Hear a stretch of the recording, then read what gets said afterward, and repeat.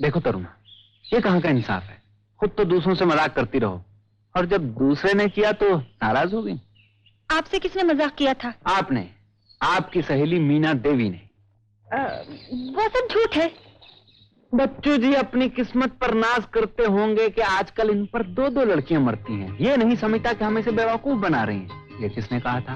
आप बड़े खराब हैं, छुप छुप के लड़कियों की बातें सुनते हैं। और दो लड़कियां छुप छुप कर एक सीधे साधे लड़के को बेवकूफ बना रही है, कौन सी अच्छी बात है? अच्छा, तो इसीलिए आपने हम दोनों को एक ही वक्त बुलाकर बदला लिया? बदला नहीं, मजाक। मजाक? मजाक अब सच बन गया है। तरुणा, मैं भी तुमसे यही कहना चाहता था कि मजाक मेरे लिए भी वाकई सच बन गया है।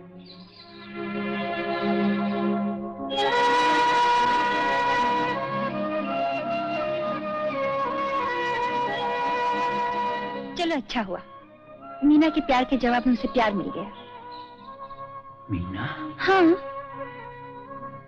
तरुणा, मुझे प्यार जरूर हुआ है मगर मीना से नहीं, तुमसे। हाँ, तुमसे।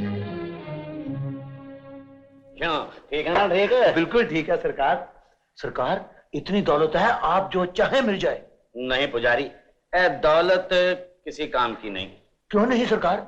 जो मरने चाहिए वो मरने और मारी दौलत को छोड़ के किसी कंगाल की तरफ बढ़ती जा रही है। वो कौन सरकार? वही मेरी मंगेतर तरुणा। और वो कंगाल? राजेश। सरकार, ये दुनिया आप जैसे शरीफ आदमियों के लिए नहीं है। पुजारी को ही देखिए, तनख्वाह ठाकुर साहब से पाता हूँ और पूजा आपकी करता हूँ। इसलिए नेक सलाह देता हूँ सरकार, जैसे आपने दौलत हासिल की है वैसे ही लड़की को भी हासिल कीजिए।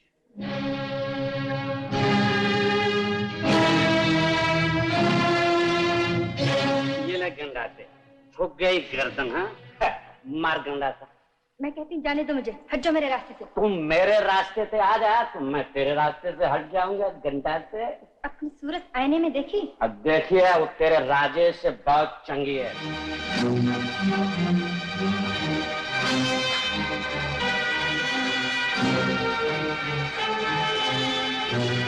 सुना है पंजा लड़ाने में आप दूर दूर तक जोड़ नहीं। ना ना, दूसरा हाथ किस लिए?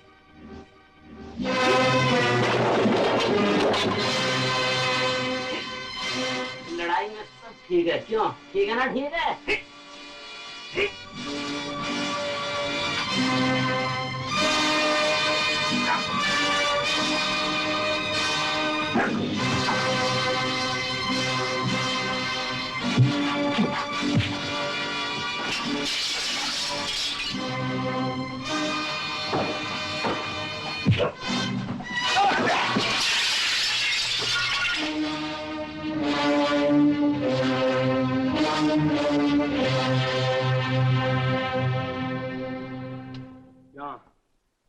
ठीक है ना? ठीक।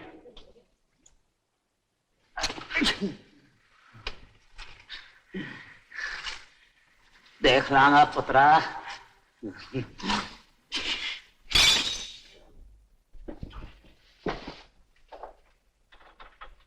अरे, आप कब आए? पता ही नहीं चला। पता चलाने के लिए तो बाजे गाजे के साथ आना पड़ेगा। फिर तो सेरा भी बांधना पड़ेगा। हाँ, मैं तैयार हूँ। ये कब आऊं बारात लेकर? आप बड़े खराब हैं। कोई बात सुन लेगा तो क्या सोचेगा? और कोई सुने ना सुने, अगर आपके पिताजी सुनने तो मैं बहुत खुश हूँगा। हराम क्यों? और उनके पाँव पकड़ूंगा, कहूंगा कि इनकार मत कीजिए, आपकी लड़की यहाँ पे थी। नहीं नहीं, आपको मजाक में भी ऐसे नहीं कहनी चाहिए। भला मेरा आपका क्या जोड़? ये बात तो आपकी बिल्कुल ठीक है, मैं आपकी तरह खूबसूरत नहीं हूँ। आप हर बात को कहाँ से कहाँ ले जाते हैं? आपने मेरी बात का बुरा मान लिया। मैं तो आज ये सोच कर आया था कि मिलकर आपके पिताजी से बात करूंगा। सुना करता था कि शादी ब्याह जोग संजोग की बात है, अब यकीन हो गया है। शायद इसीलिए तकदीर यहाँ लाई है कि आपसे मुलाकात हो। और आप मेरी आबरू बचाएं, मेरे माथे पर कलंक न लगने दें, मेरी मांग में सितारे भर दें। मैं ये सोचकर काम काम जाती हूँ, अगर उस दिन आप ना आते तो मेरा क्या होता? नहीं, अच्छे मौके पर ऐसी बातें नहीं सोचते। हमें तो शुक्रगुजार होना चाहिए जिंदगी का जो एक दूसरे के करीब लाए।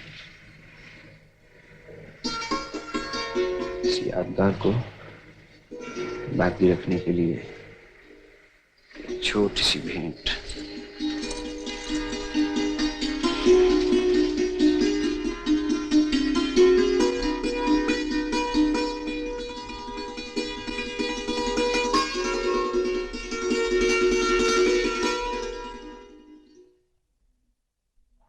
सरकार, क्या है?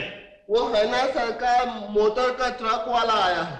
मोटर का ट्रक वाला है? हाँ, वो लंबी लंबी मोटर है ना। क्या बचता है? ठाकुर साहब, मैंने एक ट्रक मंगवाया था, वो लाया हूँ। किस लिए? गुस्ताखी माफ ठाकुर साहब, आपको बिजनेस बिल्कुल नहीं आता। मैंने भगत राम को आधा बाग इसलिए दिया था कि आधे बाग का फल सीधा मंडी भेज दिया जाए, तब आपको पता चलेगा कि आपको कितना फायदा होता है और उसको कितना नुकसान होता है। तो तुम ये कहना चाहते हो कि भगत राम चोर? जी बिल्कुल चोर। मैं क्या करूं? आप जाके वो ट्रक वाले को भेज दीजिए। अच्छा, तो फिर हम ट्रक वाले को भेजते हैं। जाओ जल्दी। अरे ओ गाड़ी फिर मर गई। अबे ओ बंदर की औलाद, तू फिर यहाँ आया? हम तो आपको संदेशा देने के लिए आए थे। कैसा संदेशा? आपकी छुट्टी हो गई। क्या मतलब? पहले तो आपको आधा बगीचा मिलता था ना, अभी वो नहीं मिलेगा, ठेंगा मिलेगा। क्यों? क्योंकि ठाकुर साहब और राजेश बाबू एक फैक्ट्री वाले से मिलके बात की है। वो लोग भागीदारी के अंदर उस जमीन पे लगाने वाले हैं फैक्ट्री। लेकिन ये उसने सोचा कैसे? वो तो आप राजेश बाबू से पूछना, जल्दी पूछना, नहीं तो कल चले जाएंगे। आपकी चोरी पकड़ गई। कल चला जाएगा, लेकिन जाएगा कैसे? तुम मेरे लिए शहर से क्या लाओगे? जो तुम कहो। जो तुम चाहो। तो मैं तुम्हारे लिए शहर से अच्छी सी साड़ी लाऊंगा। वो तो मैं पहनती नहीं।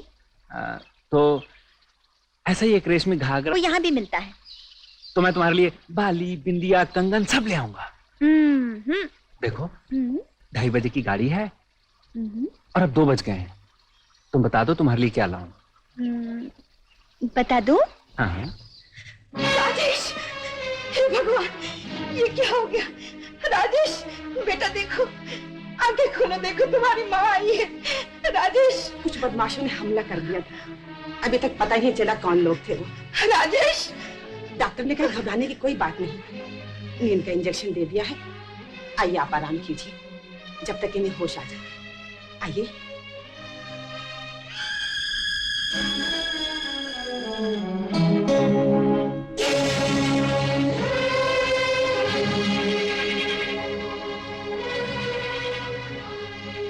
सरकार, ये राजेश की माता जी हैं। राजेश की माँ? इन्हें आराम से ठहरा दो। चलिए।